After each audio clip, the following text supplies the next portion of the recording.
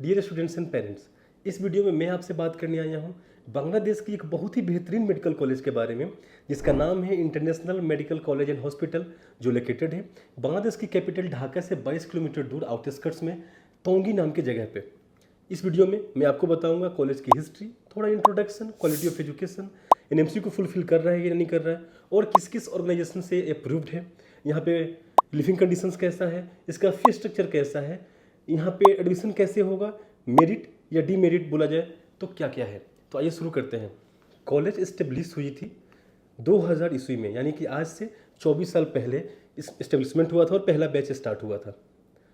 पहला बैच जो स्टार्ट हुआ था सिर्फ 20 बच्चों से स्टार्ट हुआ था, 20 स्टूडेंट्स।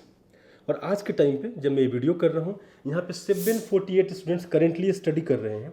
748, जिसमें से 206 बच्चे जो है वो फॉरेनर्स हैं, फॉरेन के, यानी कि इंडिया के हैं। 748 में 206 फॉरेन स्टूडेंट्स हैं, बाकी लोकल स्टूडेंट्स हैं। ये 20 से स्टार्ट हुई थी कॉलेज, 20 स्टूडेंट्स से 25 सालों में आज ये इसकी इम्प्रूवमेंट है, इसका गेन है, या इसको तारीफ बोला जाए। यहाँ से ऑलरेडी 585 बच्चे पास आउट होकर डॉक्टर बन चुके हैं और अलग अलग रीजन्स में काम कर रहे हैं। जो इंडिया से पढ़ने गए होंगे इंडिया के काम कर रहे हैं, जो वहाँ के लोकल बच्चे थे वो वहाँ लोकल काम कर रहे हैं। अभी एज ऑफ नाउ जब मैं वीडियो कर रहा हूँ 68 बच्चे कॉलेज में इंटर्नशिप कर रहे हैं, जो कि अगले साल वो भी डॉक्टर बन जाएंगे। इंडिया वाले बच्चे इंडिया आ जाएंगे, जो लोकल से वहाँ पे लोकली प्रैक्टिस करेंगे।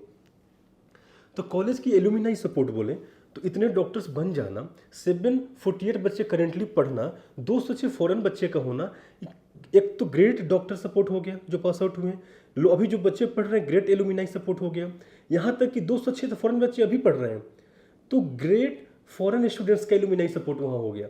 तो कभी जाए हम वहाँ जाते हैं और हमें 2 से 3 बच्चे पढ़ते दिखाई देते हैं, तो ये एक अच्छा सपोर्ट बोला जाता है किसी भी फॉरेन कंट्री में, चाहे पड़ोसी मुल्क ही क्यों ना हो। इंडियन कहीं भी देश से बाहर मिल जाए तो अच्छा ही फील होता है। तो कॉलेज का एलुमिनाई सपोर्ट में कोई दिक्कत नहीं है। क्वालिटी ऑफ एजुकेशन अच्छा है, तभी 20 बच्चों से शुरू हुई कॉलेज आज 748 बच्चों को पढ़ा रहा है। और ऑलरेडी जो कॉलेज इतने डॉक्टर प्रोड्यूस कर चुका है, उसको अच्छा टीचिंग एक्सपीरियंस भी होगा, बच्चों को कैसा पढ़ाना है, अच्छा इंटर्नशिप देने का भी एक्सपीरियंस होगा। तो इसका फ़ायदा जो होगा, जो हमारे बच्चे अब पढ़ने जाएंगे इन्हें ज़रूर मिलेगा। एक्सपीरियंस कॉलेज हो, एक्सपीरियंस प्रोफेसर हो, एक्सपीरियंस डीन हो, तो उसका फ़ायदा होता है इन कंपेयर टू कोई नया कॉलेज हो कम एक्सपीरियंस वाले, क्योंकि मैनेजमेंट को सब कुछ करना होता है। Quality of education, internship, hospital, जितना एक्सपीरियंस होगा उतना फ़ायदा बच्चे का होगा। और यहाँ पे एक्सपीरियंस है 600 के करीब बच्चों को पास आउट कर देना, तो ये एक अपने आप में एक माइलस्टोन है। और 700 बच्चों को करेंटली पढ़ाना है अप्रोक्सली, ये भी एक माइलस्टोन है। कॉलेज की कैंपस की बात करते हैं तो 9 एकड़ में फैला हुआ ये कैंपस है, बाउंड्री से सराउंडेड है। देखिए, असल में अगर कोई कॉलेज ढाका में है बांग्लादेश के, तो ढाका कैपिटल है, आपको पता है, बहुत ही डेंसली पॉपुलेटेड जगह है। वहाँ पे कंपाउंड बना पाना बड़ा मुश्किल काम है, क्योंकि कैपिटल है, राजधानी है, डेंसली पॉपुलेटेड है, जगह की कमी है वहाँ पे, कम जगह में बहुत ज़्यादा लोग हैं। तो लेकिन ये फैसिलिटी यहाँ पे है क्योंकि ये क्या है, कैपिटल सिटी से आउटस्कर्ट्स में है, 22 किलोमीटर दूर है। तो यहाँ 9 एकड़ का कैंपस है, जिसको बाउंड्री दिया गया है, हाई बाउंड्री है, तो हाई सिक्योरिटी है। जो भी है एकेडमिक बिल्डिंग, जहाँ पे बच्चों की प्री क्लिनिकल, पारा क्लिनिकल जो पढ़ाई होती है, जो डिसेक्शन हॉल है, लाइब्रेरी है, लेबोरेटरी है, और मल्टीपल डिपार्टमेंट्स जो हैं वो सारे एकेडमिक बिल्डिंग में है। हॉस्पिटल है, जहाँ पे इनकी क्लिनिकल सब्जेक्ट्स की पढ़ाई होती है, प्रैक्टिकल होता है, इंटर्नशिप होता है। इसी कंपाउंड में इनका हॉस्टल भी है, इसी कंपाउंड में इनका मेस भी है, इनका मेडिसिन स्टोर है, इनका जिम है, लेक है स्विमिंग करने के लिए। तो सारी फैसिलिटी जो है कैंपस के अंदर है। एक कैंपस है और बड़ा स्पेसियस कैंपस है, नेचर से भरा हुआ, हरा भरा। तो इन्वायरमेंट क्लीन है, ठीक है। इन्वायरमेंट क्लीन इसलिए मैंने बोला कि कैपिटल में रस रहता है, गाड़ियाँ चल रही हैं, शोर शराबा है, पोल्यूशन है, रस है।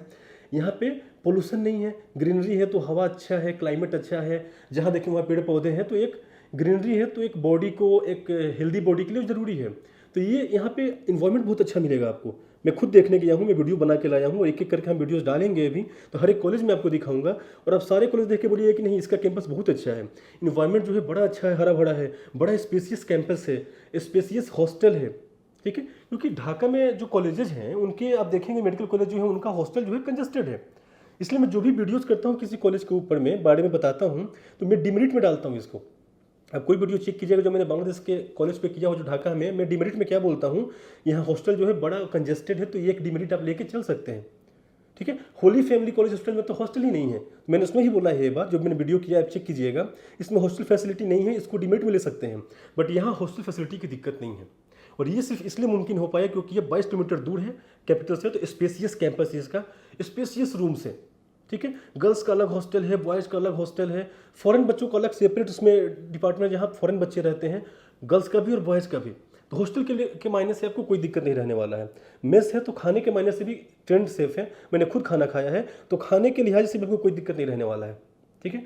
खाने की दिक्कत नहीं है और मेस की दिक्कत नहीं है। यहाँ पे ये 2 मेरिट में लेके चलिएगा, मैं इसको मेरिट में ऐड कर रहा हूँ, ठीक है। तो ये इसका जो कैंपस एकेडमिक बिल्डिंग की बात करें तो उसके फर्स्ट फ्लोर पे लाइब्रेरी है, ठीक है।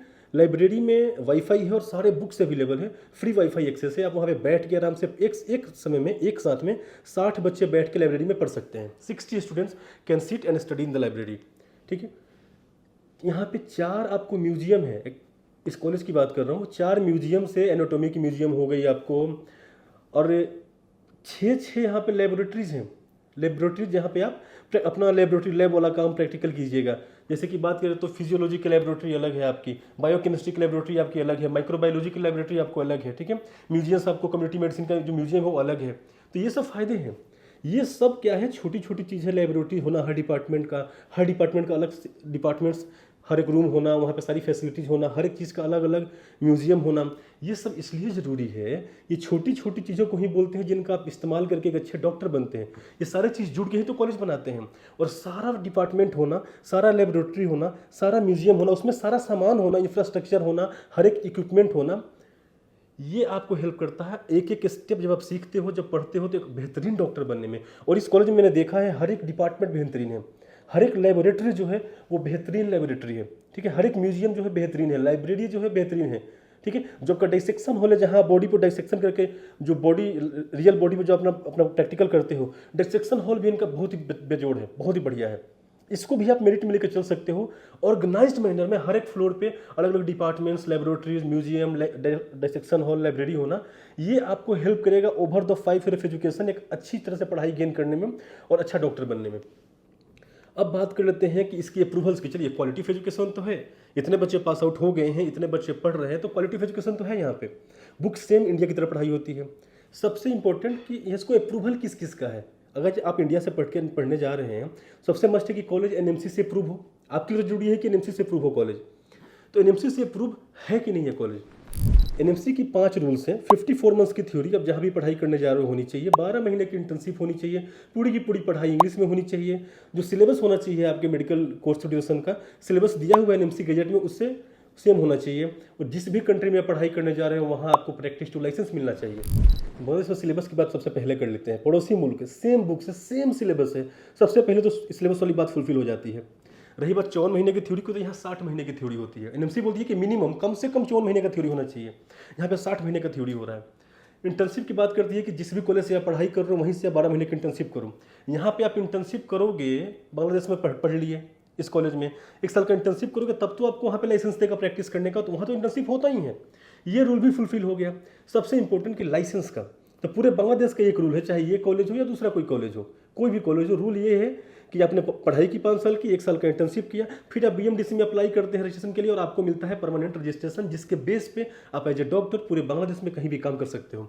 एनएमसी की सारी गाइडलाइंस फुलफिल हो गई। साथ ही साथ WHO से अप्रूव्ड है, फेमर से अप्रूव्ड है, यानी कि यूएसएमएल भी आप दे सकते हो। मतलब यहाँ से आप पढ़ाई करते हो तो वर्ल्ड वाइड आप किसी भी कंट्री में जाके एज ए डॉक्टर प्रैक्टिस कर सकते हो।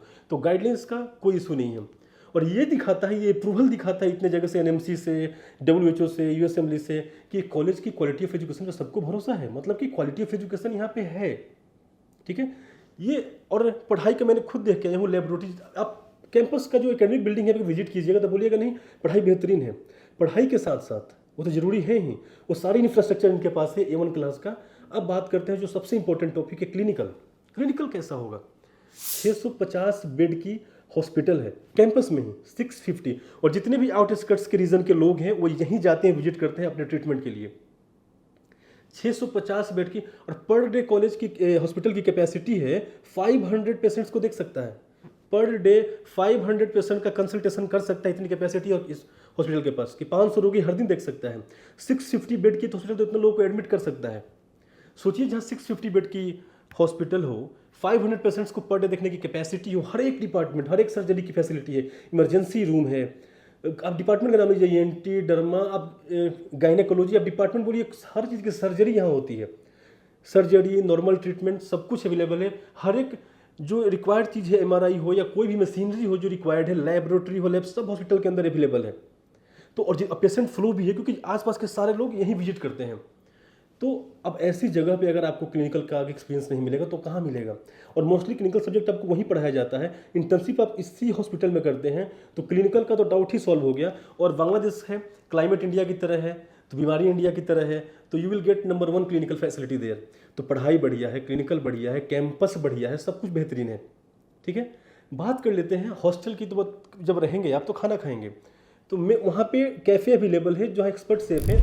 ब्रेकफास्ट, लंच, डिनर, शाम का ब्रेकफास्ट करना, आपको स्नैक्स चाहिए, सारा कुछ अवेलेबल है। उसका आपको बस पे करना पड़ेगा, मंथली बेसिस पे एक्स्ट्रा पे करना पड़ेगा। ठीक है, तो अब इस कॉलेज में एक और बात, सबसे खास बात जो मुझे लगा, कॉलेज के अंदर जिम अवेलेबल है, खेलने के लिए ग्राउंड अवेलेबल है जहाँ पे आप क्रिकेट खेल सकते हैं, आप वहाँ फुटबॉल खेल सकते हैं, टेबल टेनिस है, सब कुछ, मतलब कि लेक है जहाँ पे आप स्विमिंग कर सकते हैं। ये सारी फैसिलिटीज कैंपस के अंदर इसलिए अवेलेबल है क्योंकि ये आउटस्कर्ट्स में है। क्या फैसिलिटीज मिल पाती अगर ये बांग्लादेश के मेन ढाका के अंदर बीचों बीच होता? वहाँ तो हॉस्टल के रूम्स कंजेस्टेड होते हैं। इन सब के बावजूद अब मान लीजिए कि कॉलेज ने भी सोचा कि क्या पता बच्चा कोई ढाका में कैपिटल के बीच में रहना चाहे, सिटी सेंटर पे, कॉलेज की बस सर्विस अवेलेबल है, उसका पेमेंट दे के आप, मतलब कि ढाका से 22 किलोमीटर है तो आधा घंटा लगता है आने में, 30 मिनट्स ओनली वहाँ से आने में यहाँ लगता है। तो आप बस से डेली अप एंड डाउन कर सकते हैं कॉलेज का, ये फैसिलिटी भी कॉलेज प्रोवाइड करती है। और अगर आप हॉस्टल में रह के पढ़ाई कर रहे हैं तो महीने में 2 बार कॉलेज फ्री बस सर्विस देती है आपको। बस से बैठ के आप ढाका जाकर शॉपिंग करके, कुछ शॉपिंग करना हो तो शॉपिंग करके वापस आ सकते हैं। कॉलेज इस बात का भी ध्यान रखती है, हॉस्टल नहीं रहना है, अब ढाका में रहना चाहते हैं ढाका में रहिए, डेली अप एंड डाउन के लिए बस चलती है, आधा घंटा लगता है जाने में, आधा घंटा लगता है आने में। और अगर हॉस्टल में रहते हैं तो 2 बार फैसिलिटी आपको अपनी तरफ से कॉलेज प्रोवाइड करती है। शॉपिंग करना हुआ, कुछ पर्सनल सामान खरीदना हुआ, ढाका कैपिटल है, घूमना हुआ, तो 2 बार महीने में बस सर्विस आपको दिया जाता है। ये मैंने आपको बता दिया कॉलेज के बारे में, उसका इंट्रोडक्शन, कितने बच्चे पास आउट हुए हैं, क्वालिटी ऑफ एजुकेशन कैसा है, बुक्स कौन सी पढ़ाई जाती हैं, कैंपस लाइफ कैसा है, कैंपस का कंस्ट्रक्शन इंफ्रास्ट्रक्चर कैसा है, हॉस्पिटल कैसा है, हॉस्टल कैसा है, मेस कैसा है, सब कुछ किस किस गवर्नमेंट ऑर्गेनाइजेशन बॉडीज़ को फॉलो कर रहा है। ठीक है, अब एक सबसे इंपॉर्टेंट चीज़ आपको बता दूं कि यहाँ का फी स्ट्रक्चर, जो कि जानना आपके लिए ज़रूरी होगा। तो फी स्ट्रक्चर इसका क्या है कि मान लीजिए कि आप एडमिशन अप्लाई करते हैं, एडमिशन लेटर आपका इशू हो जाता है। पहले एक समझ लीजिए कि टोटल खर्च कितना आएगा। टोटल खर्च जो यहाँ आएगा वो आपका होगा टोटल 5 साल का $46,000, $46,000। ठीक है, इसमें क्या क्या इंक्लूड है? इसमें सब कुछ इंक्लूड है, tuition, hostel, A to Z। इसके अलावा आपको $1 भी कहीं नहीं देना है, सिर्फ खाने का आपको अलग से पे करना है फॉर फूड, इस $46,000 के अलावा। एक और बात, इस 46 में जो हॉस्टल रूम इंक्लूड है वो नॉन AC है, और अगर आपको AC वाला रूम चाहिए हॉस्टल में तो 3500 टाका लोकल करेंसी वहाँ की हर महीने वहाँ जमा करना पड़ेगा AC रूम के लिए। अगर आपको AC रूम नहीं चाहिए तो इस $46,000 में आपके 5 साल का हॉस्टल भी नॉन AC रूम इंक्लूड है, गवर्नमेंट रजिस्ट्रेशन चार्ज और बाकी जो भी चार्जेज है सारा इंक्लूड है। कॉलेज ने फीस को इंस्टॉलमेंट में बांटा है, आपको एक बार पे नहीं करना है। जैसे कि आपने एडमिशन अप्लाई किया, आपका एडमिशन लेटर आया, उसका मतलब ये नहीं हो कि आपका सीट कंफर्म हो गया। एडमिशन लेटर आने के 14 दिन के अंदर कॉलेज अकाउंट में आपको $10,000 जमा करना है, आपका सीट कंफर्म हो गया। ठीक है, फिर जब क्लास स्टार्ट होना होगा उससे पहले आपको $10,000 और जमा करना है, $20,000 यानी कि जमा करना है। ये समझ लीजिए कि $20,000 आपका एडमिशन फी है जो जमा करना है। क्लास स्टार्ट हो गई, मार्च में आपको जमा करना है अगला अब 6 इंस्टॉलमेंट आपको और देना है पैसे का। कैसे देना है बता रहा हूँ मैं, 5500, मतलब कि आपको टोटल जो $46,000 इसने दिया है इसको उन्होंने डिवाइड कर दिया है। डिवाइड कर दिया है आपको किस चीज़ में, इसमें इसको सेपरेट कर दिया है आपको इंस्टॉलमेंट्स में। तो 5500, 4000, 3500, इसको आप ऐड कीजिएगा। 10,000, 10,000, 20,000 आपने दे दिया तब आपका क्लास स्टार्ट हुआ। 6 महीने बाद आपने दिया 5500, उसके 6 महीने बाद दिया आपने 5500, उसके 6 महीने बाद दिया आपने 4000, उसके 6 महीने बाद दिया आपने 4000, उसके 6 महीने बाद दिया आपने 3500, उसके 6 महीने बाद दिया आपने 3500। टोटल हो गया $46,000। और 3rd ईयर तक आपका सारा पैसा खत्म। 4th ईयर, 5th ईयर में कोई पेमेंट नहीं करना है सिवाय खाने के, और अगर आप AC रूम लेते हैं तो उसका एक्स्ट्रा पेमेंट करना है। ये रहा फी स्ट्रक्चर। ये कुछ ज़्यादा महंगा भी नहीं है, अफोर्डेबल है। अगर आपको पता है, अगर आप प्लान कर रहे हैं इन्वेस्ट इन बांग्लादेश तो आपका बजट इतना तो होता है।